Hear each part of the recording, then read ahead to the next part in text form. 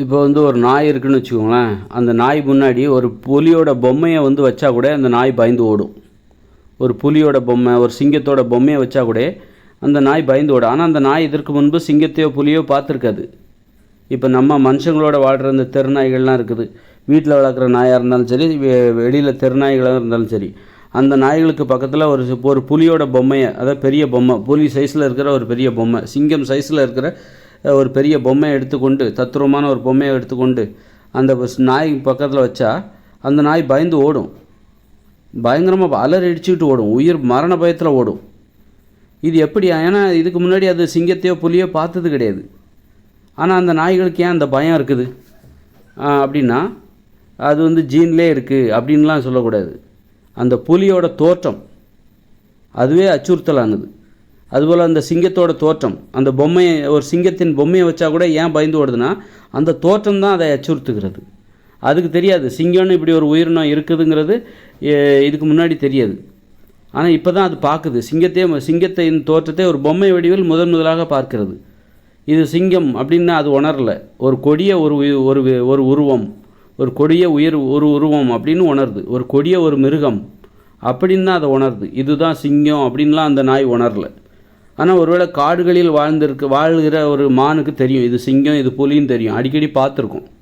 அதனால் இது சிங்கம், இது புலி, அது நம்மளை நோக்கி வருதுன்னா நம்ம ஓடணும் அப்படிங்கிறது அந்த மானுக்கு தெரியும். ஏன்னா அடிக்கடி அந்த சிங்கத்தை, புலியை பார்த்துருக்கோம், சிறுத்தையை பார்த்துருக்கோம், ஓநாய்களை பார்த்துருக்கோம்.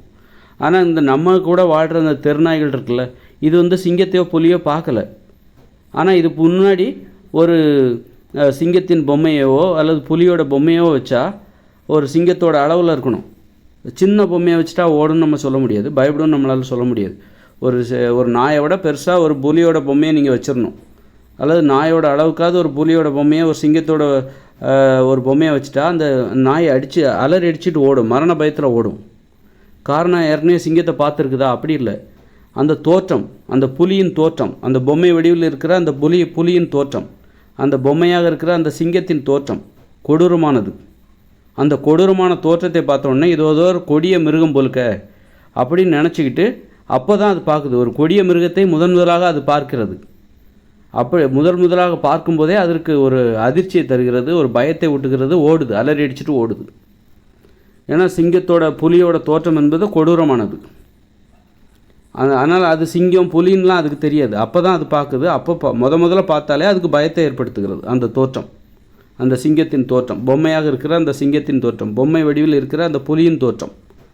அதை பார்த்துட்டு தான் பயந்து ஓடுது. அதனால் வந்து அது பயந்து ஓடுது. முன்ன பின்ன சிங்கத்தை பார்த்தது இல்லை, முன்ன பின்ன புலியை பார்த்தது கிடையாது. ஆனால் பொம்மையை கொண்டு வச்சுட்டா அது ஏன் ஓடுது அப்படின்னா, மரபுலே கடத்தப்பட்டு வருது, மரபுலே தெரியும், அதுக்கு மரபணு மூலமாக அது கடத்தப்பட்டு வருகிறது அப்படியெல்லாம் அது கிடையாது. அதோட தோற்றம் தான் அதை அச்சுறுத்துது.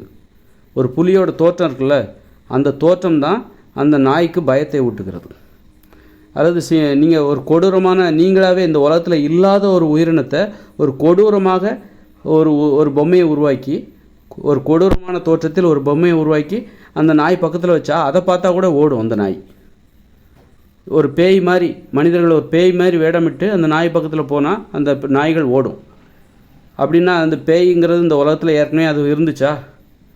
அது மரபணுவிலே அந்த பயம் அந்த நாய்களுக்கு கடத்தப்பட்டதா? அப்படி கிடையாது. ஒரு கொடூரமான தோற்றத்திலே ஒரு கொடூரம் இருக்குது. அந்த கொடூரத்தை வந்து ஒரு பொம்மையாக பார்க்கும்போது அது ஏதோ உயிரினம் போலுக்கு அப்படின்னு நினச்சிட்டு அது பயந்து ஓடுது. அதனால் புலியோட பொம்மையை பார்த்துட்டே பயந்து ஓடுது, சிங்கத்தோட பொம்மையை வச்சுட்டாலே இந்த நாய் ஓடுது அப்படின்னா, அதுக்கு சிங்கம் என்பது, புலி என்பது அது மரபணுவிலே கடத்தப்பட்டு வருகிறது அப்படி கிடையாது. அதோட தோற்றம் கொடூரமாக இருக்குது.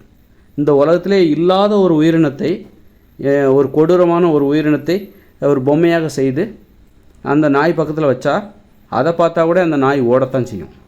ஏன்னா அதோட தோற்றம் தான் அதை அச்சுறுத்துகிறது. சிங்கங்கிறது அதோட தோற்றம் அதை அச்சுறுத்துகிற ஒரு தோற்றம் கொண்டது. அந்த சிங்கமோ புலியோ என்பது அச்சுறுத்துகிற தோற்றம். அந்த ஓநாய் இதெல்லாம் வந்து அச்சுறுத்துகிற தோற்றம் கொண்டது. அந்த முதலை எல்லாம் அதோட தோற்றமே அச்சுறுத்தக்கூடியது. அதை பார்த்தா, அது பொம்மையாக பார்த்தா பார்த்தாக்கா அது ஓட தான் செய்யும். நாய் வந்து யாராக இருந்தாலும் ஓடுவாங்க.